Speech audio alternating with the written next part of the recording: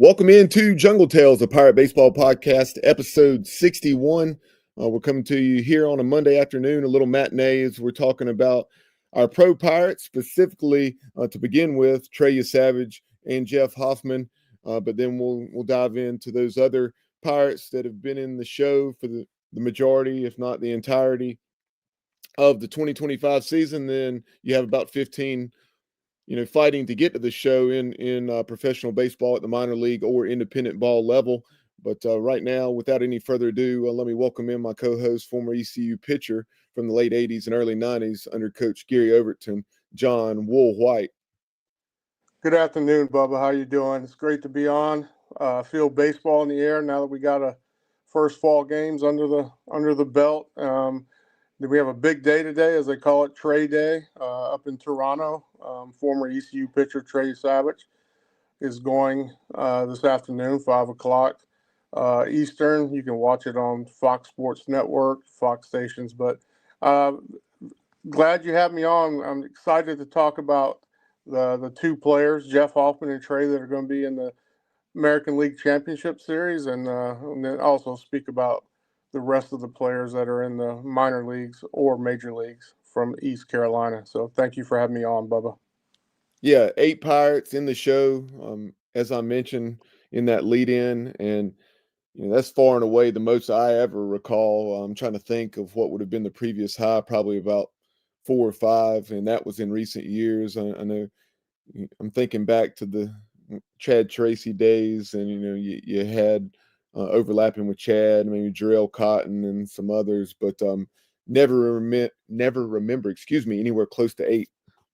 Yeah, with Zach making it to the show, and also Carson later in the year, that brought it up to 8. Yeah, that's pretty impressive. I know in the past I've told you I thought the talent level was expanding, and this obviously shows that. We have 2 former first rounders pitching today for Toronto. Well, playing in the game today. Obviously, Trey's going to start the game, and Jeff Hoffman is also going to be playing. He pitched last night in the 9th inning, so it'll be seen if he comes in. But yeah, it's very exciting. The Toronto Blue Jays and the way Trey came up and stormed through the minor league system has been very impressive. I'll be happy to talk about all that. Yeah, it really has. And before we dive into that, if you're new to the show, we appreciate you tuning in, but be sure to follow us on social media at Jungle Tales Pod on X, Instagram. We can be found broadcasting live or any of our archives on YouTube, Facebook, as well as Spotify. Really appreciate the involvement on social media. We were talking earlier today about some of our numbers on Instagram, and we were very pleased with those, and given that we've only been doing this for 15 months now and it's the off season, so very good interaction there, and look forward to that only continuing to grow as the 2026 season draws near. It'll be here before you know it. But yeah, taking a look at these pro Pirates, starting off with Trey Yesavage and Jeff Hoffman. We'll begin with Trey, just because he's getting the ball today. As you see there on the screen, 5:03 first pitch at the Rogers Center in Toronto. The Blue Jays trailing the Seattle Mariners 1-0 in that series after last night's loss. Really big spot for Trey. And Trey began the year in Dunedin with the A-ball affiliate of the Blue Jays, and he rose to Vancouver, to New Hampshire with the Fisher Cats, then to Buffalo, and then, of course, for about the last month plus with Toronto. And that's something we had talked about. We really thought it would happen. And then we started to wonder, hey, is this going to actually become a reality? And it did there with him. I said a month plus, actually just under a month, when he made his debut down at Steinbrenner Field back on September 15th against the Tampa Bay Rays, going 5 innings, allowing just 1 run on 3 hits, striking out 9 and walking 2. Yeah, his ascension from starting in Florida all the way through up to AAA and playing at Buffalo was really impressive. He's really adapted to the hitters at each level. Obviously, he dominated in the lower levels, but as he moved up AA and AAA, Uh, First couple outings, a little bit bumpy for him, but he adapted pretty quickly and became dominant. So all through the minor league, even at Buffalo, started a little slow, but then picked it up. And you obviously saw that he had hit swing and miss stuff, as they call it, or the whiff rate, which through the minor league systems, he was number one in whiff rate with a 41.7% or 41% roughly. It's actually went up a little bit since he joined the major leagues. Um, but obviously his K rate was tremendous. He let's say he threw 160 or 98 innings. Let me just get that straight here. So he had struck out 160 batters in 98 innings. So 25.8 strikeout rate in the major leagues. Now that he started there, it came down. Obviously, as you go up in levels, it's going to come down. But the one thing that's not came down is his whiff rate. So his pitchers are the hitters are struggling to get the bat on the ball. In the postseason, especially on that first game, you saw what he can do. He had 18 whiffs on 31 swings. So his slider was even more dominant than his splitter. He only threw it. He had 5 whiffs on the 6 swings on it. But then obviously everybody saw that splitter that he throws, which is extremely nasty, and he got 11 whiffs on that on 14 swings against the mighty Yankees. So that's on a big stage. So he seems to be able to adapt to hitters at each level, and then he has this ability to accept what stage he's on and embrace it and excel at it. And we saw that at East Carolina when he had to pitch against Wake Forest. Chase Burns came in the house. Now, obviously, it was not in the winners bracket as we wanted it to be, but they still pitched against each other, and you saw that he went out and dominated against a good Wake Forest hitting team. So he seems to have this uncanny knack for the big stage, and it shows. And looking forward to watching him pitch this afternoon. Yeah, prior to that start against the Yankees at the Rogers Center, Cliff Godwin, I think it was the interview with Pirate Radio that he did. He referenced Ken Rosenthal and one of the sideline or you know reporters for FS1, reaching out to get some background info and a little color for the broadcast.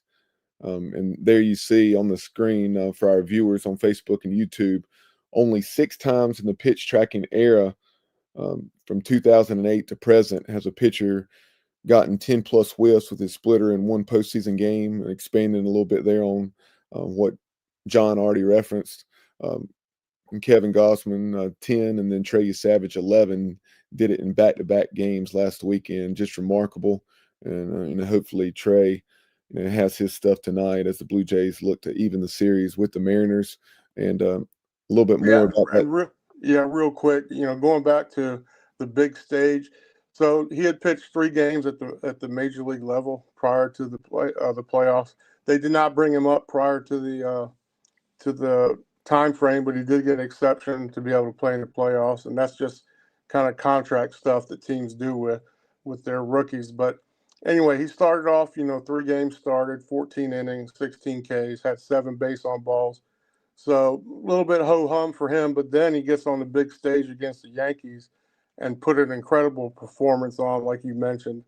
And that, 5 innings, 5 2/3 are what he went, 11 Ks, no hits. He was able to take a curtain call there with the Toronto fans. They've embraced him. They love him, and it's fun to watch. And it's just amazing that, not too far long ago, we were watching him pitch against Wake Forest in the regional in Greenville, and now seeing him on the big stage and possibly in the World Series. So really cool stuff. Yeah, that 5 and a fraction that he went against the Yankees of no-hit baseball, recording those 11 strikeouts, that was the first time in MLB history that a pitcher had gone the first 5 innings of a playoff game, surrendering no hits and also striking out 11. So that's there's just been a lot of remarkable there. That yeah. speaks to the magnitude of Trey's performance and just what a historical effort it was. Yeah, he's putting up a lot of firsts. Since they started tracking whiff rates in 2008, he's had the highest recorded in postseason history with 18 whiffs on 31 swings, which is a 58%. It's remarkable what he's doing. Now, he is facing a Seattle Mariners team that's a little bit different. when it comes to major league hitters who are nowadays we see a lot of swing and miss and home run hitters, and obviously they have Cal Raleigh, who put up a historic performance this year as a catcher, and he's hit 9 home runs in 14 career games at the Rogers Center. But as an overall, their team, they're actually a very patient team. They have Edgar Martinez serving as their team director of hitting, and they led the league in on base percentage and walk rate. So a little bit more patient. I'm going to see how they get tested with this splitter, which is hard to pick up out of the hand of Trey the way he throws it, obvious by the whiff rate. But it'll be interesting to see how Seattle approaches this game compared to the way the Yankees were, uh, in all honesty, made to look like fools when Trey was on the field. So it'll be an interesting game. They're going to be a little bit different on the way they approach at the plate. A couple more notes about Trey before we move on and talk about Jeff Hoffman and his season. Um, with Trey, we talked about that first start in the major league debut.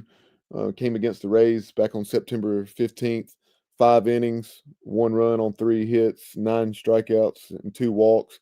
His next start came against Kansas City on the 21st, and 4 innings, 4 runs on 5 hits, 2 strikeouts, 3 walks. Not terrible, but definitely nowhere near his best. But what he did really stood out to me. Not only did he bounce back from a less than stellar outing, but he did it in his first start in Toronto. They're at home at the Rogers Center, and he did it against a team that he'd already pitched against 12 days earlier, and he went 5 shutout innings, allowing 5 hits, striking out 5, and walking 2. Yeah, and that basically signifies of how he's done all year, and each level he's progressively gotten better as he adapted to the hitters in that particular level, and it's showing the same.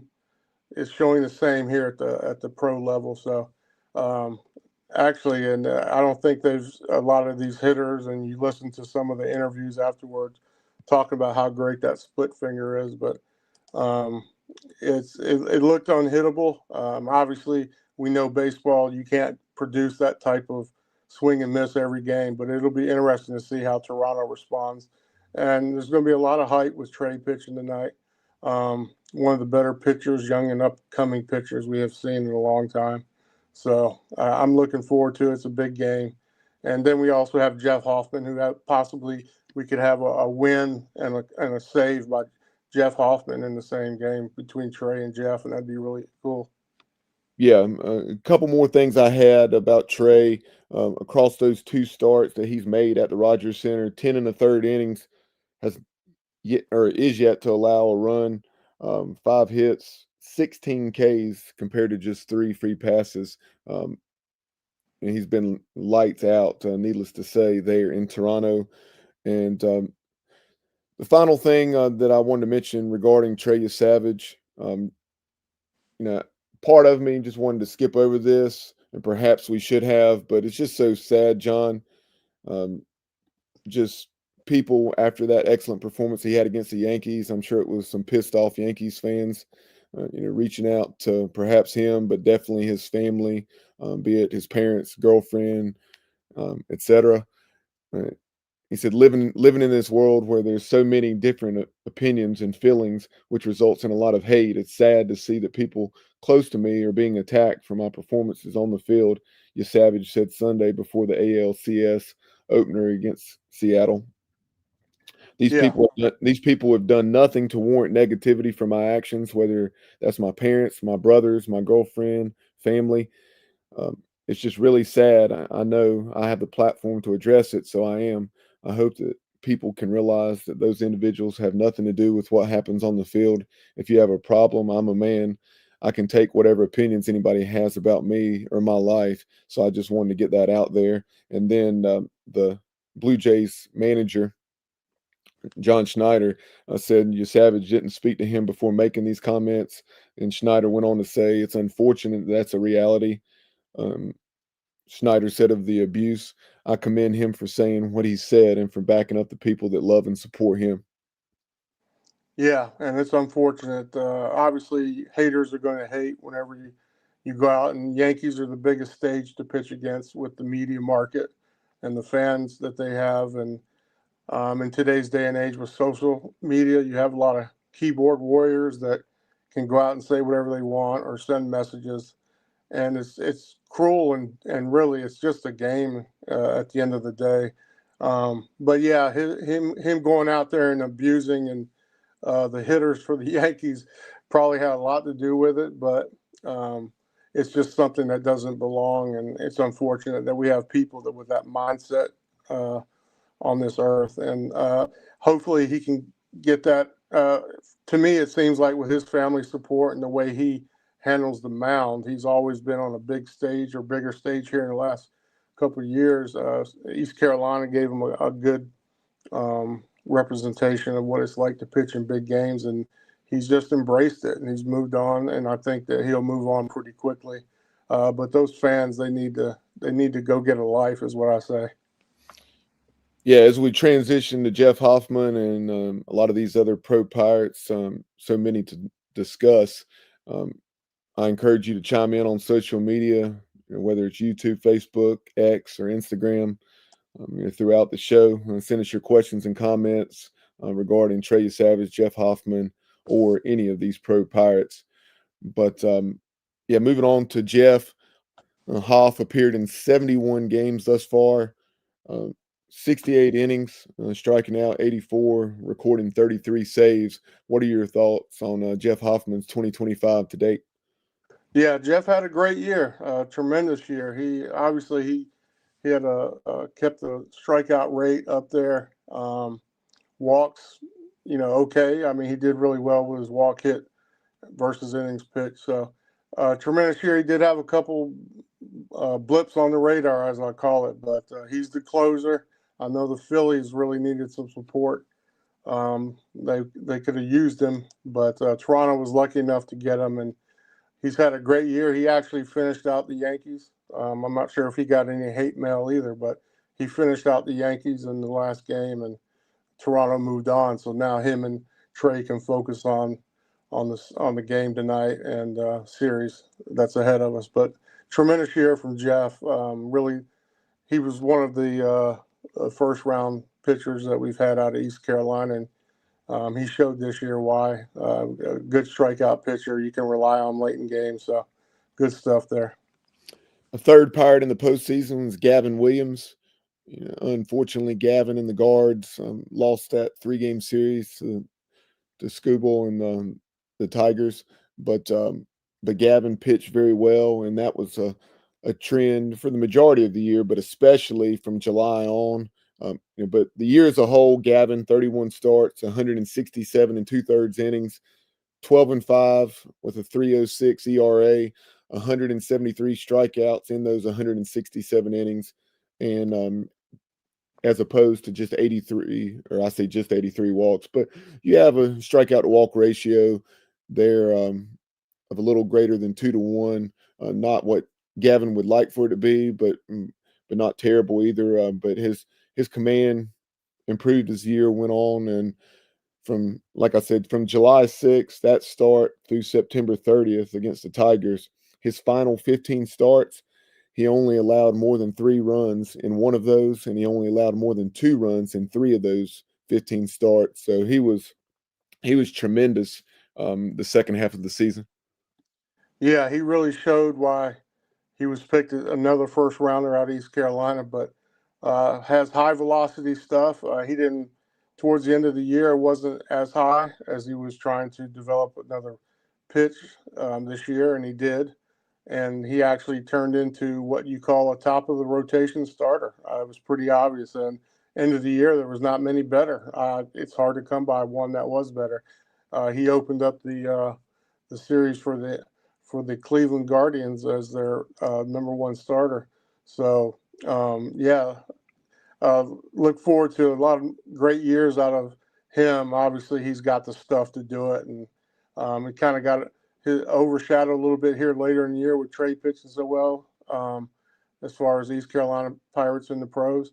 But his season put him on the Major League Baseball, at the end of the year, they put out awards or they get fan votes to see who's on the all Major League team, and he's actually one of the people that you can go out and vote for. Shows that he's getting respect out of the league as well. So he's got great stuff. Look forward to him being a high end starter, either one or two next year. I think Cleveland views him as the same thing. They want him to be their face of the pitching staff, and I think he will. And one other note about the Seattle Mariners series with the Blue Jays. This is for Johnny's stats. I found this. The matchup is the first time that two expansion teams from the same year have faced each other in the postseason. I mean, it's not a crazy stat like he can come up with, but I found that interesting footnote. Off the top of your head, when did the Seattle Mariners and Toronto Blue Jays come into existence? They expanded into the American League in 1977. Okay. Yep. As you know, I was born in '81, so I knew it was prior to my birth. Yeah, a lot of the older fans may remember when they came in, and those were like Dave Stieb type era, where that was their top pitcher. But yeah, 1977, they both expanded into the American League, and this first time, I mean, that two expansion teams faced each other in the playoffs from the same year. So anyway, interesting side note. But yeah, going back to Johnny Gavin, Stats giving you your props there. Yeah, I got you.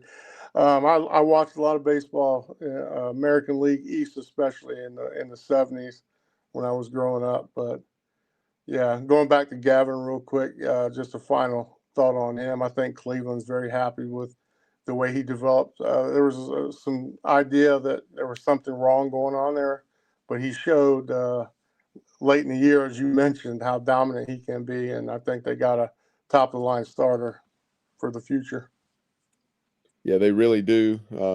Hope to see him pitch at some point, as that's obviously the case for all these guys in the show.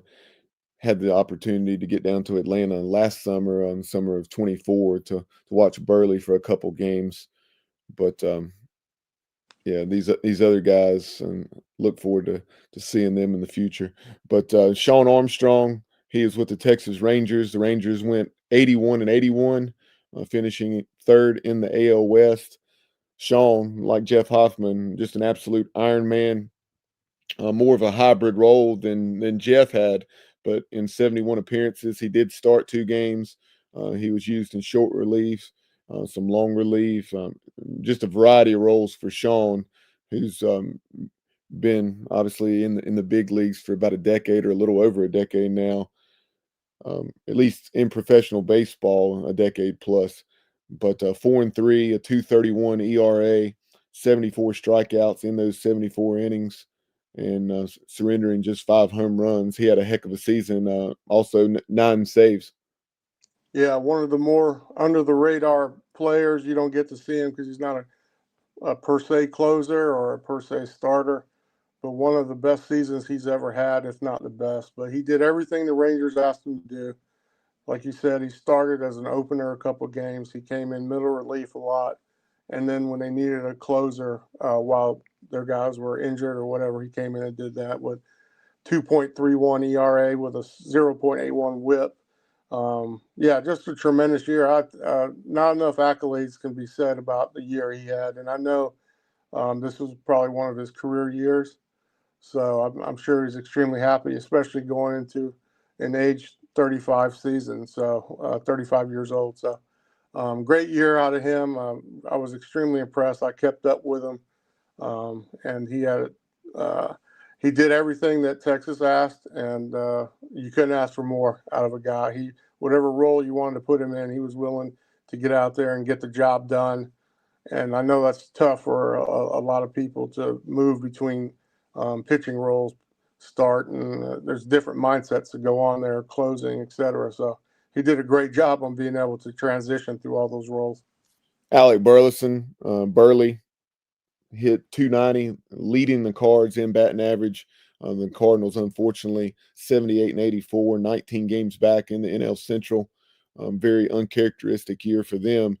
But to go along with that 290 team leading batting average across 497 official at bats for Burley as a regular in that St. Louis lineup, especially after the first couple months of the season when he was playing every other day, or against only Righties. against only righties.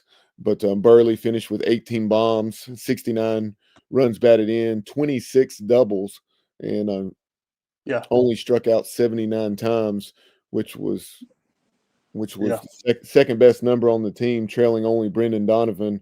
Donovan was second on the team in batting average and struck out just 67 times. He did have 30 less ABs than Burley. Yeah. And Burley had another great year. One of the key pieces in the middle of that lineup. And as you mentioned, the home runs and the doubles. So slugger kind of guy. I'm sure he didn't. I'm sure he expected a little bit more, but he still had a great year.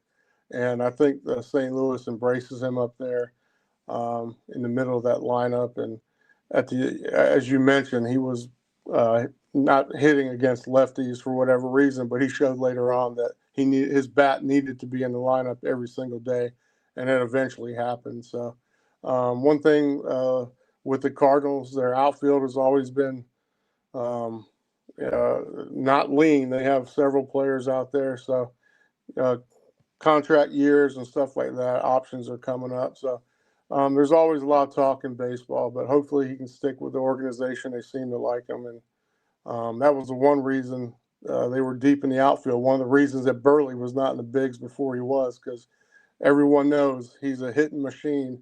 And watching ESPN highlights and always seeing him hit that ball out there on what I call the Burley berm was always impressive. A lot of power to center field. Yeah, Burley, a heck of a year for him, um, and look forward to seeing what he does for the red and white moving forward. Connor Norbs, of course, being managed by Clayton McCullough, a former Pirate catcher. Clayton and Norby produced a heck of a, or helped produce a heck of a turnaround there with Miami. Yes, they still had a losing record, but after what they did in 2024, 79 and 83 was a big step in the right direction. Third in the National League East, finishing 17 games back of first place. But they showed that there's hope in the near future with Clayton McCullough managing that ball club. And Norby battled some injuries, missed 2 or 3 months. Finished the year 247 with 8 bombs, 34 runs driven in, 16 doubles. He was out from, I think it was early July to the end of August. But after he came back in the month of September, he did produce 6 2-hit games. And I remember there was one bomb he hit. That was probably well over 400 feet to left field. He got all of it. I think maybe you were the one that sent me the link to that. Yeah, yeah. That you talking about the pinch hit home run? Yeah, so it was in Miami. I don't recall Yeah, who yeah, the opponent was, but he got all of it. It had to be probably 430 feet or something. yeah, yeah. There was a no doubter, and I know that Connor was injury plagued this year. Didn't have quite the year he wanted to have, but he's down in Miami now after starting his career off in the Baltimore organization, that minor league stacked system, and they thought they could get some kind of deal to bring some players up to the majors that may help them, and it never really came to fruition for Baltimore. But now Connor's down in Miami, and I know they kind of positioned him to play third base as well. So, he's got options: second base, third base, and looks to have a starting role down in Miami for many years to come. So it's good to see him. I know he wanted to be able to play more, obviously, but just an injury plagued season. But when he was in there, he showed that he's another one that's a hitting machine. He's just a little bit injured this year to be able to showcase his talents. We talked at length about Trey Yesavage and what he did with his major league debut back in mid-September, and the 3 starts since. Two other Pirates making their MLB debut in 2025. Zach Agnos with the Colorado Rockies.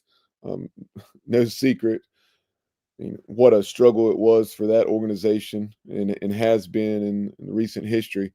But 43 and 119 were the Rockies, finishing 50 games out. But Zach made that debut back in late April. I think it was April 20th to be exact, and then spent several weeks with the big league club. Was sent back down, then came back up, and then unfortunately had an injury, and then came off the IL there in late September and made an appearance or two. But for the year, 29 appearances, a little over 30 innings, 19 Ks, 17 walks, recorded 4 saves, 1-3 with a 6.75 ERA. So what were your thoughts on Zach? Yeah, Zach coming up to the bigs this year. I I would say I was a little bit surprised, but not surprised. I don't know, kind of a middle ground there. But when he got up there, I think he went 16 or 17 innings before he gave up a earned run. Then he kind of struggled there late. Probably had something to do with the arm injury that he had. Excuse me. But overall, he looks like a bulldog out there when he's pitching. So I look forward to seeing what he was. Considered one of their best minor league pitchers as far as the bullpen goes, closer type. So I think they think highly of him. So hopefully he can stick in Colorado next year. Excuse me. But yeah, that arm injury looked worse to me when I saw it happen than it ended up being. So that's a good thing. I thought he was going to have some surgery or something at first. The other Pirate to make his MLB debut was Carson Whisenhunt. Wiz made that debut back on July 28th against the Pittsburgh Pirates at Oracle Park, going 5 innings. The Giants this year finished 81 and 81. That's hard to do, but a couple of these teams that have Pirates on it managed to finish a perfect 500, 81 and 81. But they were 12 games out of first there in the NL West. But in addition to that start against the Pirates, he made starts at the Mets, against the Nats in San Francisco, at Milwaukee, and then against the Cubs at Oracle Park there in San Francisco. So his best start came against the Mets when he went 5 1/3, allowing 2 runs, only one of which was earned on 3 hits. Yeah, and Carson, it was a matter of time for Carson. And I was a little bit worried there on the situation with Boston when they were talking trade. I'm sure his name came up. But, Boston always needs left-handed pitchers. But it was a matter of time for him to make the major leagues. I mean, he's got one of the best change-ups in minor leagues. Any pitching coach would tell you that. It's considered, if not the best, one of the best. So he a little bit, needs to develop a little bit more, get used to that major league hitting. But he's not long for being in a major league roster permanently. He's got that good of stuff. So looking forward to good things for Carson out there in San Francisco. Moving on to our Pirates that are striving to get to the show. What we'll do, John, since we have so many in the minors, I'll rattle these guys off and the seasons that they had, and then at the end, any that you would like to expand on. I'll definitely give you that opportunity. Sounds good. Starting off this year, you of course had Ethan Young get drafted by the Cardinals. Ethan signed for $630,000. So congrats to him and his family. From what I could find, he did not log any innings after that. Not shocked by that, considering his workload throughout his ECU season. But I was going to chime in real quick that was the way Trey was handled as well, and also he got paid above the slot money that was slotted for him. So St. Louis sees some good things in him, and hopefully the Big Diesel can get out there and show what he's got. So he's got some great stuff. Yeah, pretty sure Ethan, like you were saying, not only did he get above slot, I think he got about 125 grand or thereabouts above slot. So, I guess not surprising with that What Cardinals was what organization. surprised me the most was him not getting drafted earlier, but him getting paid like where his draft was supposed to be is really what happened there. Right. Well, what was it? Early fifth, maybe. Yeah, yeah, I thought he was going to go. I honestly thought he was going to go before Dixon, but he didn't. And but yeah, he got paid like a lot higher. So like you mentioned.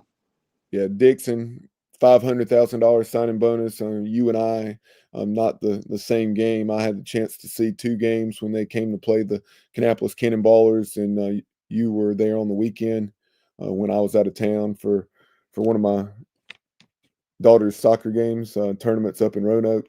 But Dixon finished the year with 269 average, two bombs, 13 runs batted in, and stole six bases.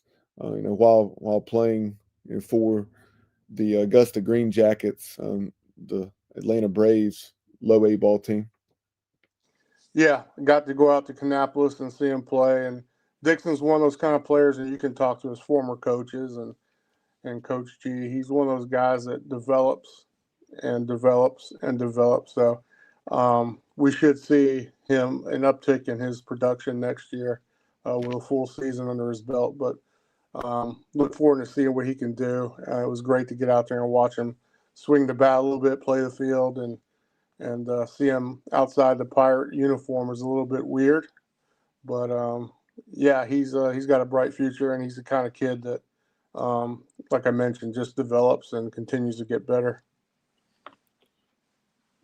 Former Pirate pitcher Tyler Brott spent his first 26 appearances with the Peoria Chiefs, high A affiliate of the Cardinals. Then he moved up to Double A, made 11 appearances with the Double A Springfield team. Between those two stops, 2-5 with a 2.98 ERA across 63 and a third. You had Josh Groves. Groves got traded from the Yankees to the Colorado Rockies. He went from pitching with the Hudson Valley Renegades with New York to Spokane. He pitched really well in his last three starts, going 6+ innings in each of them, allowing just 3 runs, 1 run, and then 2 runs. For the year, he finished with a 4.67 ERA across 125 and a third innings, striking out 135. Very intrigued to see how quickly he rises in that Rockies organization. They're struggling so much. Maybe he can make it to the show the way Zach did, a little more rapidly. Josh Moylan, who had been a teammate of Josh Groves with the Hudson Valley Renegades, the A-ball affiliate of the Yankees. He hit 221 with 7 bombs and 50 runs batted in, also swiped 9 bases. Jake Hunter, he was signed on August 29th by the Minnesota Twins, did not make an appearance after all the innings that he logged with ECU, and then also with Frederick in the MLB Draft League. I think between the two, he logged somewhere, I don't know, 90 to 100 innings, if I'm not mistaken. I may be a little high, but point being, a tremendous workload on Jake up to that point. So I guess the Twins Yeah, made the decision to shut him down. Carter Spivey split the year between Double-A Akron and also Triple-A Columbus. The majority of the year was with the Double-A Akron Rubber Ducks, going 2-1 with a 4.21 ERA across 36 and a third innings. Wyatt Lunsford Sheikman with the Everett Aqua Sox, the high A affiliate of the Seattle Mariners, spent a big chunk of the year on the 60-day DL, but then he came back late August, early September, logged 7 appearances, 1-1 with a 8.53 ERA, but that ERA was really distorted, by 2 bad outings. His other 5 appearances were very good. Just looking at the numbers, Jack Reinheimer spent the year in independent ball with the Gastonia Ghost Peppers. Trey Benton missed 2025. He was completely shut down with an injury. I believe it was TJ, but I'm not 100% on that. Carter Cunningham, Carter with the Vancouver Canadians, the high A affiliate of the Blue Jays. Finished the year with just a 220 average, but some excellent power numbers: 16 bombs, 59 runs driven in, 15 doubles, stole 11 bases, also had 2 triples. So um, some nice production there from Carter. As I know, he's certainly looking to improve on that batting average moving forward. But overall, some quality production. Ryan McChrystal started the year with the Daytona Tortugas, and then he moved up to the Dayton Dragons, the high A affiliate of the Cincinnati Reds. Rhino, between those 2 stops, went 289, or hit 289, I should say, with 4 bombs and 57 runs batted in, 14 doubles in low A ball with 3 triples, and then also had 7 doubles after moving up to the Dayton Dragons in high A, where he hit, I think, 271.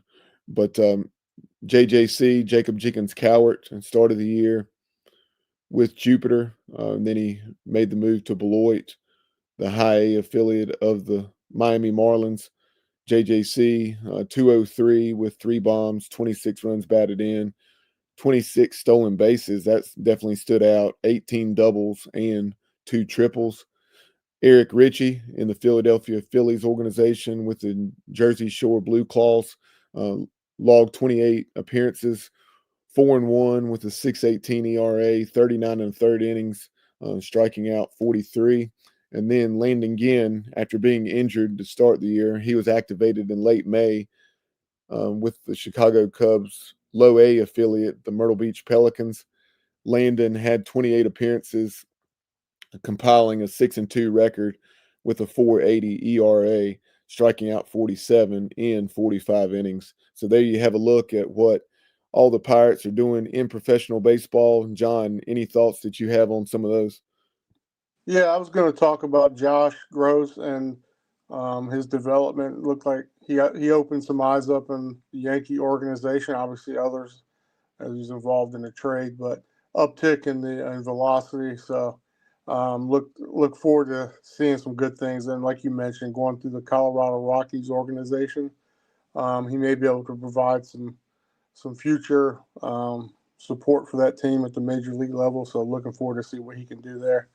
Also going back to Jay Connor, story and perseverance there after he did the brace surgery, getting injured at East Carolina, coming back last year, and logging all that work that he did and did everything expected of him. Then didn't get drafted and went out and played independent baseball, and actually pitched extremely well there. So that was obvious when he got picked up by his team. So that's a good story of perseverance, watching what he did and being able to rebound from that surgery and not giving up. So, real big kudos out to Jake. Appreciate what you did at East Carolina, and congratulations for going into the minor leagues.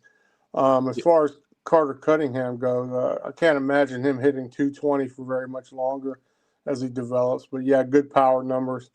Obviously, we've seen that from him, but the doubles and the home runs and the 2 triples, that was a little surprising. But yeah, I can't see him hitting 220 for very much longer. Also, did we mention Carter Spivey? Is he still in the minor leagues? Yep, I mentioned Carter. Yeah. Carter was split between the Akron Rubber Ducks and Double A, and then also the Triple A Columbus Clippers. Yeah. Yeah. It The seemed like he had a majority of rebound. that time was with Double A Akron.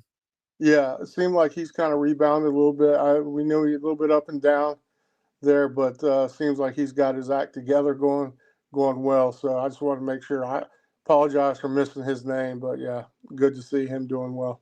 Yeah, that was a lot that I rattled off in a short amount of time. Yeah, I was So much trying to keep up, Bubba. to borrow a line here from East Carolina basketball coach Mike Schwartz. Tremendous respect, a ton of respect, and a lot of respect for these guys that talk for a living. You know, when you're someone that's more reserved like myself, and, I know that probably sounds odd, considering being a podcast host, but just generally speaking, by nature, I'm not someone that talks Yeah, a whole lot. So to rattle off a lot like that in a short amount of time is, can yeah. give you some perspective to the guys that are just talking hours on end. Yeah, for me, I can talk baseball, but everything else, I'm kind of a little bit. I mean, obviously the sports I can talk in general, but when it comes to baseball, I'll talk your ear off. But as you and Johnny probably know at this point, so. But But anyway, it's good stuff for all the Pirates and the pros and watching their development. And obviously, the guys that made it to the big leagues this year, Carson and Zach. Impressed by those guys and the ones that are going to be there. It looks like put their stamp on a 40-man roster every year, having great years, and it just shows that the development for players going to East Carolina is not a joke. I mean, it's a great school to go to at this point, pitching development, hitters, etc. So good stuff, and looking forward to the upcoming year. I know you were able to get out and see Greensboro and UNC Greensboro, East Carolina play in the fall season. So looking forward to the spring. Looks like we got a lot of depth on the team, and look forward to talking about that in a later podcast. yeah, well, with these last 10 or 15 minutes of episode 61 of Jungle Tales, let's turn our focus to that 2026 roster. As you mentioned, I was able to get out to UNCG Baseball Stadium on Saturday. Didn't think I was going to be able to. That was a nice surprise since some fall break plans with the family fell through, and decided to get up there and check out the 2026 Pirates. Um, Despite the results on the scoreboard, there is an awful lot to like in those results, as many of you may have seen on social media, because Zach Kaplan, for one of the sports anchors, assistants there with Brian Bailey at WNCT Channel 9, was there. He produced about 2 or 2.5 minutes of highlights and had a comment or two from Cliff Godwin following the 2 7-inning ball games. And that the first game, it finished 2-0. It was 0-4-0 for ECU, and then 2 runs on 3 hits, 1 error for UNCG in those 7 innings. And the Spartans, with it being a fall scrimmage, did go ahead and bat in the bottom of the 7th. In the second game, it was 4-2. The Pirates out hitting UNCG 7-5. ECU once again committing no errors, while the Spartans did have 2 miscues. So for the day, you were outscored 6-2. You out hit them 11-8. They had 3 errors. You had none.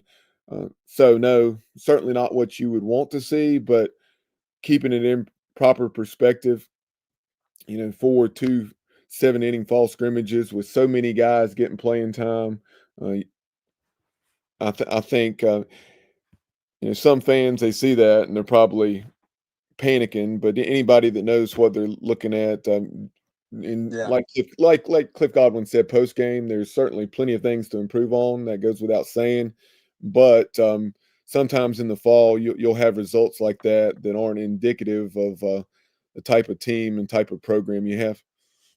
Yeah, exactly, and that's how what fall ball is all about. They're trying to get their players and settle down and watch them play in a scrimmage, or it's basically a scrimmage. But yeah, um, fall ball is nothing to panic about. Players are showcasing their talents for the coach. They're getting things figured out. So yeah, long way to spring at this point. I can tell you that from experience, but. These guys are getting out there, getting the feel. New guys are getting acclimated with the team. Got a lot of new faces, and as I mentioned earlier, just based on looking at the roster and what I'm hearing and seeing on reports, this team's going to have a lot more depth, both in pitching and on the field hitting. So look forward to seeing what they can produce in the spring. But we still got fall ball to get through, and hopefully these guys can get out there and show coaches what they're made about, and we can develop a opening day roster that we're proud to watch. with with it being a fall scrimmage, I mean, in some of those substitutions, and there were so many substitutions, that it's tough to track it all. And there were a handful of players that were wearing numbers that weren't on the roster. So that made things pretty challenging. But tracking it the best I could. Um, just start taking a look at the infield. Colby Wallace, of course. You saw him at third base. You saw Irby at third base. You saw Matt Lashley at short. Also, I think Seawall saw some action there at short. You saw Braden Burris, Braxton Trammell, and Carlos Hakame at second base. Um, you had Walker Barron and Michael Kalinich, if not more, behind the plate. But certainly those two. Um, I think Blade Carver as well, but I'm not 100% there. Um, Braden Burris also saw time in left field. Jack Herring and Davin Whitaker in right field. In center, you had Alex Peltier and Jeff Sabater. I believe I'm pronouncing that name correctly, but not 100% on that. So I apologize if I'm messing that name up. But he's the transfer from Millersville, the D2 powerhouse that we heard would remind you a lot of Lane Hoover. A little taller than Hoove, but definitely the same style of player, batting from the left side, can really run. I know he had at least one, if not two hits on the afternoon, and really like what I saw from him. I know he had another one where he nearly beat it out, and you saw him showcasing his wheels. But a lot to like, and then on the mound in the first game, Sean Jenkins got the ball, went 2 innings. Both of UNCG's runs actually came against Sean, uh, one of which was on a fielder's choice. Excellent play. And this was right before I got there, but I saw the highlights from Zach Kaplan via WNCT. Um, nice diving stop by Austin Irby at first, and then not able to turn the double play, the 3-6-1 variety. But that brought in a run, I think. So that allowed them to score a run there in the first inning without the benefit of a hit.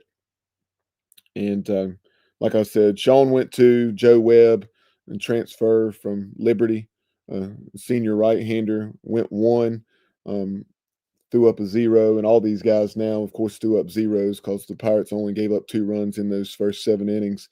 Frank Saccone, the St. Joe's transfer, went two, striking out 3, and then Gavin Van Kempen, the big 6'4", 6'5", flamethrower from West Virginia. Um, Gavin runs it up there, probably 94, 95, if I recall correctly, regarding his WVU numbers. But 2 innings, struck out at least 2, maybe 3, and saw a lot of what we had heard about him. But then in the second game, Colby Weber, the talented freshman righty out of Pittsburgh, he went 2 innings. You saw what you had heard through him in early fall practice. Thomas Paxton, the Belmont Abbey right-handed reliever. We saw 1 inning from him. He did allow a run, but Ethan Rose, he struggled with his command, but he has a very unique delivery and arm slot.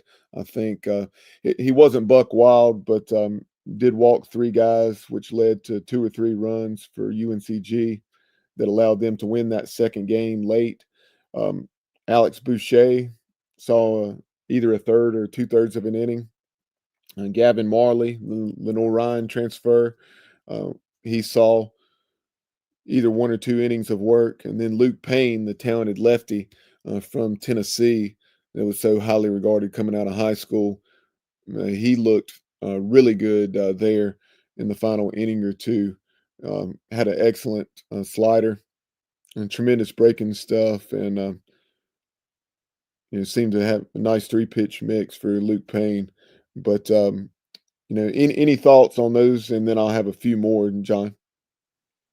Yeah, no, I appreciate you going out there and giving us a little bit of a report. I was interested to see how Saccone and Van Kempen were going to throw. Looked like Saccone was probably got a little rise on his fastball from what I saw, but we'll see how that goes when I can see it up close and personal. But yeah, I appreciate that report. What about Alex Boucher? How did he do on the mound again? Sorry, I missed that. Boucher, prior to going to the mound, he came in at first base, At the plate, this is obviously just going off memory as there's no box score. I remember he produced a sac fly to right field, also had a line drive single to left, and then I think another time where he maybe grounded out. Um, then at first base, I'm trying to remember, he may have had one opportunity that he handled okay. I know he worked 2/3 of an inning, if not an entire inning. I think he came in. It was when Ethan Rose was struggling a bit with his command, and he got a ground ball, but it was hit too slowly to turn two. So I think it went into a 4-6 fielder's choice. And then after that, he allowed a run or two on either a single or sac fly or perhaps both. But all in all, he looked the part on the mound. I could see him contributing in some Yeah. sort of role there. Um, and Yeah. then and then yeah, No, those other guys, I was a just lot of mentioning. guys obviously throwing up zeros. Pretty much all of their runs came off of Jenkins, Paxton, and Rose. Yeah, yeah. Now, what I was going to mention about Alex was, he played first base before he came to East Carolina. Obviously, he played shortstop last year. Now we're getting to see him on the mound. So, kind of sounds like, especially after hearing last year when he was replaced at shortstop later in the year, he was team player type guy. So he looks like he's willing to go out there and do what he needs to do to help the team win. So that's good stuff. Like to hear that. Yeah, Boucher, when he primarily played first base, I think it was his second season at Old Dominion. Yeah, Uh, yeah, he really played well, at least by the numbers there at first base for the Monarchs. So I think that's definitely a nice option to have behind the options that we already have there, like an Austin Irby. Should Irby, heaven forbid, get injured or something like that, or just giving him a break in games that are yeah, not close or whatnot. Nice option to have there with Alex Boucher, yeah. Davin Whitaker. A lot more depth. It seems like. Yeah, Davin Whitaker. Speaking of that depth, he made a nice diving catch in right field in that second game. He had a nice summer with the Boone Bigfoots, and unfortunately, I think he really had some nice contact at the plate, but hit it right at the Spartans on Saturday afternoon. Austin Irby, I mentioned playing first and third, and we had heard that was going on, making him a little more flexible and um, giving the pros a look at both of those positions in addition to just making him a more well-rounded playing for ECU. And then you had Matt Lashley, the JUCO transfer at shortstop. Very solid arm, nice range. Not a ton of chances, as you might guess, with the low scores and minimal hits for both teams. But he made a really nice play deep in the hole, and unable to throw him out because it was at least an average, if not above average runner, and deep in that six hole. But really nice play and showcased that arm. And so excited to see what he can do there at shortstop. And I mentioned Carlos Hakame, the South Florida transfer. From what I recall, spent the majority, if not the entire afternoon, at second base, rotating in there with Braden Burris and then also Braxton Trammell at second. Um, so a lot of options, and like you mentioned, that depth is always a great thing to have because you're going to have injuries and you're going to have periods of ineffectiveness. So nice to have so many options on that infield. I'm sure there were some others. I know Braden Bachman had a hit.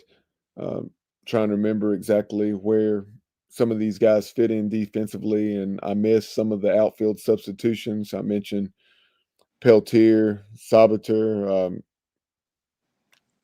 You Yeah, had so you can tell. Gavin Whitaker. Yeah, there were some of those outfield subs that I definitely missed. Yeah, and you can tell that coach is trying to make sure that he has players that are ready to play at any position, and he knows he's got a lot of depth. So he's obviously he's out there trying to look at some things, and that's what the fall season's all about. I Yeah. think for the fans out there, next year the team's going to have a little bit more slugging going on, and you might want to talk about our new hitting coach. I don't even want to butcher his name. I'll call him Coach G Goat Gutro. You may have to help me on that name, Bubba. Yeah, Jake Gotro coming over from Mississippi State. He had spent several seasons with the Bulldogs. Had won National Assistant Coach of the Year, according to D1 Baseball, back several years ago when he was a key cog in producing that national title um, under that previous staff there in Starkville. And very intrigued to see how this team develops offensively. Clearly, it wasn't their best day, but we had heard some good things about fall practice up until that point. Um, Intrigued to see how things go in that second fall scrimmage with App State, which will be on Sunday, October 26th. So keep an eye on that, and we'll have a report sometime at the end of the month, if not sooner, on how fall practice is progressing and just exactly how the Pirates perform against App State up in Boone. But this was a fall scrimmage that was supposed to be at Clark LeClaire, but because of the nor'easter off the Outer Banks, it made it necessary to move to Greensboro, and I'm glad that that was able to take place and we're able to get the work in. Um, some final thoughts. Pitched and played defense very well. I mentioned the Pirates, I do not think, had an error on the afternoon. Doesn't mean there weren't some things that you need to fine tune, of course, but on the scoreboard did not have an error. Uh, so pitching and defense definitely what you would hope to see largely, and then offensively, too many Ks, didn't get the clutch hits. I know in the first game we had first and second there in I think it was the top of the third, and then after first and second, nobody out, did not score a run in that inning. In the second game, we loaded the bases twice, and I believe did not score in either of those innings. Now it may have been two outs when we loaded the bases, but there were two situations in that second 7 inning ball game where we loaded the bases and did not scratch, if I recall correctly. So Colby Wallace, I know, had at least a couple hits on the afternoon. I mentioned one for Alex Boucher to go along with the sac fly. Austin Irby had a hit. Braden Bachman, a freshman out of Hickory, had a knock, and then also Braxton Trammell had at least two hits, an opposite field single that was smoked, and then also a double into the left field corner in game two. So there you have your fall UNCG scrimmage update. Yeah, so I'm glad you were able to get out there. I know they had to move the game. I was interested to see what kind of crowd Greenville was going to get, but obviously the Nor'easter had different thoughts on that. But thanks for the report and appreciate you going out there and watching the team play. As we wrap up this episode, I have some comments I wanted to get to here. Appreciate Craig Doucette tuning in and providing a couple thoughts here. He said, watching Trey Yesavage and Jeff Hoffman play has been inspiring. Man, they represent ECU well. Great ball players and great human beings. And you've heard Cliff Godwin echo that, saying as good of a pitcher as those two gentlemen are, that they're even better human beings, and that's great to hear. And then Craig went on to say that he went to the Wake Forest NC State fall game in Fredericksburg last Saturday, and it was good um, to watch that one. That it was a good ball game. Both teams looked solid, but NC State's bats had noticeably more pop than did the Deeks, at least on that day. Appreciate that, Craig, and that's the thing. You never know in the fall. So many moving parts. I mentioned Austin Irby playing third base. Um, Guys seeing time on the mound that haven't seen time on the mound, at least not in a long time. Um, you know, in the case of Boucher, and sure, he had seen mound time this fall, but I meant in against another team, and just so many different variables that don't read too much into the Pirates being outscored 6-2 on Saturday afternoon by UNCG. There was a lot more to like than there was to dislike. I promise you. Being there in attendance, the Pirates pitched it and played tremendous defense. But that will do it for this edition of the show. John, any final thoughts? No, but go Blue Jays. So looking forward to this big game. And other than that, I have nothing else to say. Thank you for having me on this afternoon. Yeah, if you tuned in since the beginning of the show and you haven't been following the Toronto Blue Jays in the postseason, Game 2 of the ALCS tonight at Rogers Center, with the Mariners having that 1-0 series lead. Trey Yesavage will be on the bump. 5:03 first pitch on FS1. Definitely check it out. But we appreciate everyone tuning in. Be sure to follow the show, as you see there on the screen, for our viewers at Jungle Tales Pod on X and Instagram. The show can be found also on Facebook, YouTube, and Spotify by simply searching Jungle Tales, a Pirate Baseball podcast. Be sure to follow us on all those social media platforms as we look to boost our numbers with the 2026 Pirate Baseball season just a few months. And we know those months will fly by, and it will be mid-February in baseball time before you know it. But for former East Carolina pitcher John, better known as Wool White, I'm Bubba Rosenbaum. You've been watching and listening to Jungle Tales. We'll talk to you soon. And as always, go Pirates.